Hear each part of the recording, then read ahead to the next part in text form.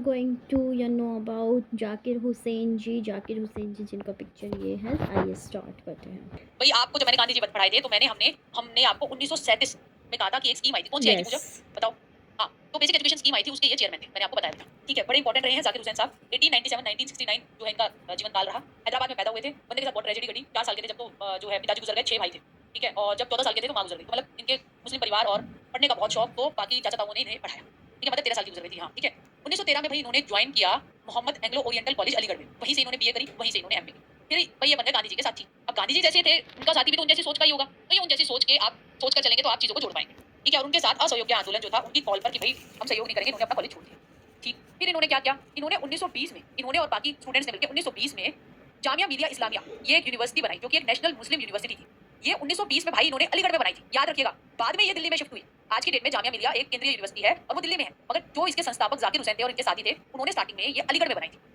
1922 में इन्होंने जर्मनी से पीएचडी करी क्योंकि इन्होंने पढ़ने का इन्हें शौक बहुत था। बहुत अच्छी तरीके से जितेंद्र ने लिखा है कि इनका कार्यकाल के दौरान ही इनका निधन हुआ। ये क्वेश्चन बहुत आता है पेपर में। ठीक है, वेरी गुड जितेंद्र। ठीक, बहुत इंपॉर्टेंट पोजीशंस यानी कि जो पद इन्होंने जो पद पर रहे, कौन से पद पर रही है।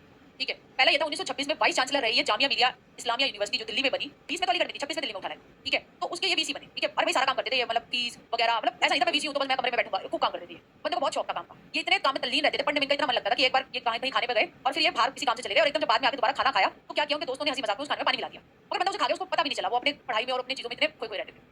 1937 में प्रेसिडेंट बने ये national committee on basic education जो कि हमारी वारधा स्कीम कहलाती है। बुनियादी शिक्षा मैंने आपको सारी ये पढ़ाई भी थी बेटा। 1948 में ये वाइस चांसलर बने अलीगढ़ मुस्लिम यूनिवर्सिटी के, क्योंकि भाई उस टाइम क्या हो रहा था, 1947 में भारत तो आजाद हो गया, मगर 1948 में अलीगढ़ मुस्लिम यूनिवर्सिटी काफी खतरे में थी। तो इसको बंद करेंगे, बड़ा खर्चा हो रहा है ये वो, तो उसके वीसी बने और उसको फिर से रिवाइव किया, यानी फिर से वो पुनः जागृत किया। 1962 में ये भारत के वाइस प्रेसिडेंट बने, उपराष्ट्रपति बने। ठीक है, 1967 से 69 तक ये भारत के तीसरे राष्ट्रपति बने। ये भी इंपॉर्टेंट है कि ये भारत के तीसरे राष्ट्रपति बने। गांधी जी और नेहरू इनके पक्के यार थे। ठीक है, और मिचिगन यूनिवर्सिटी में भी है। हाँ, जामिया का एक इनका फेमस किस्सा है कि जब ये वहाँ पे वीसी थे तो भाई वहाँ पे हॉस्टल वगैरह होता था, बच्चे रहते थे, तो बंदे को सफाई का बहुत शौक था। अब ये गांधी जी के चेले, गांधी जी के यारे प्यारे, तो भाई अब गंदगी दिखाई दी ने, गांधी जी तो कहते हैं कि साफ सफाई रखो, खुद रखो। तो भाई वहाँ जाके क्या करते थे, कुछ गंदगी होती थी ना, अपना रुमाल निकाल के खुद ही साफ करने लग जाते थे। तो बंदे जो बच्चे जो गंदगी रख रहे हैं या साफ सफाई नहीं रख रहे, तो उनको बड़ा महसूस होता, यार इतना बड़ा आदमी हमारा वीसी है और ये खुद सफाई कर रहा है हमारे कमरे की, तो बड़े शर्मिंदा होते, तो वो खुद भी साफ सफाई करने लग जाते। तो ऐसे कुछ किस्से उनके, और गांधी जी की आइडियोलॉजी बेस्ड उनके किस्से बड़े ही फेमस है। ठीक है, हाँ, आगे अगर हम बात करें शिक्षा के पक्षों पर हमारे जाकिर हुसैन साहब के क्या विचार। भाई एक तो यह है कि शिक्षा कॉमन नेशनल इथोस, ठीक है, पर आधारित होनी चाहिए। नागरिकता की इन्होंने बात की। पारंपरिक ज्ञान और कार्य अनुभव, देखिए वोकेशनल एजुकेशन, हस्तशिल्प आधारित शिक्षा की इन्होंने बात की, तो बड़ा फोकस करेंगे ना इस वोकेशनल एफिशिएंसी को लेकर इन्होंने काफी बात की। एजुकेशन जो भी उस समय थी उन्होंने कहा कि भाई वो स्टैग्नेंट पूल जैसी है, यानी कि सड़ा हुआ पानी, रुका हुआ ठहरा हुआ पानी। ठीक है, जो अंग्रेजी शिक्षा थी उसको उन्होंने सड़ा हुआ पानी का ठहरा हुआ पास मान।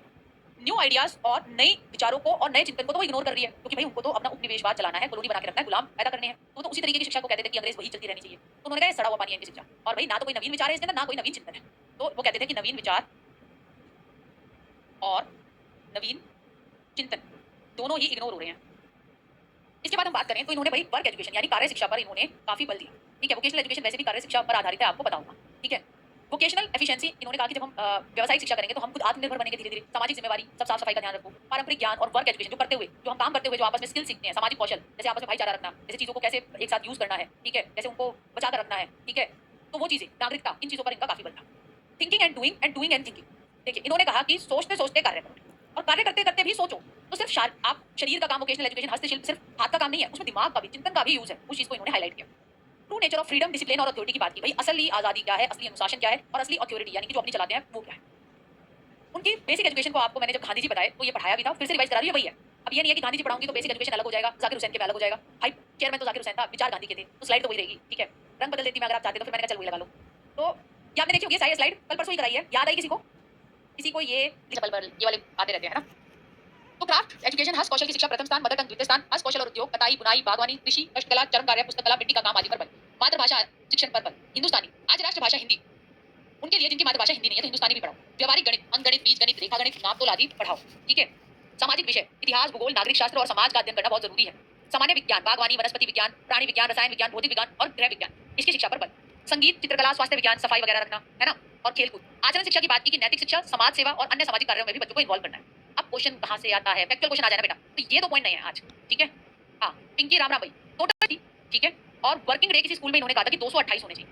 ठीक, वैसे आज की डेट में राष्ट्रीय शिक्षा नीति कहती है, सॉरी आरटीई कहती है कि आपके 220 वर्किंग डेज। ठीक है, तो इनके हिसाब से तो 228 थे। अगर ऐसा फैक्चुअल क्वेश्चन आया तो याद रखिएगा।